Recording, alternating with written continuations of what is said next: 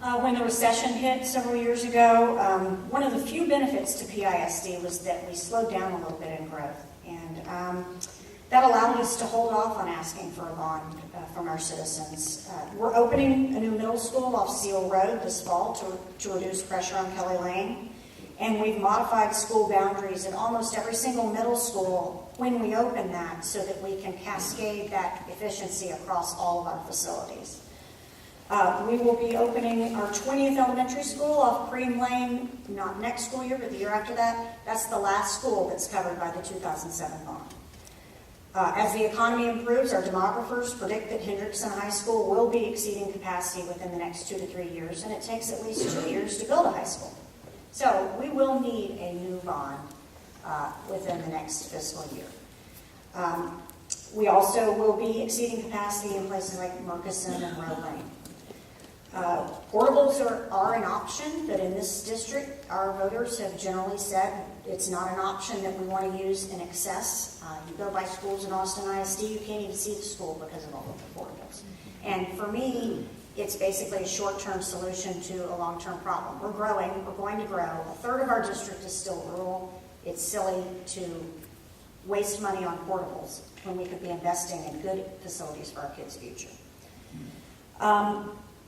In keeping with that collaborative, inclusive decision-making process, I would expect to have a bond committee that will help define what's in the bond. I would definitely support that. I will tell you that the tax rate will not change because we cannot raise the tax rate. There is a concept called the 50-cent test, and we are there. So there is not a way in state law currently for us to increase the tax rate. So how do you pay for a bond? Growth. If we don't grow, we can't pay for a bond. So that right now is the gospel on that. Having said that, you still incur debt. So we're still spending money. We're just not raising taxes to incur that debt.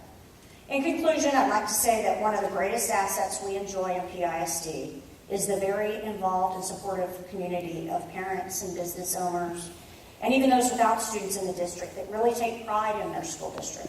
And they fully understand the direct correlation between the quality of the schools, the quality of their community, and their property values.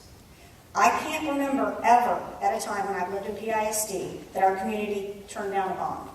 And in general, I think communities support bonds not because they necessarily think you need the space, but because they think you took care of their money to begin with. And I think Pflugerville ISD has done a good job of that. Thank you, Carol.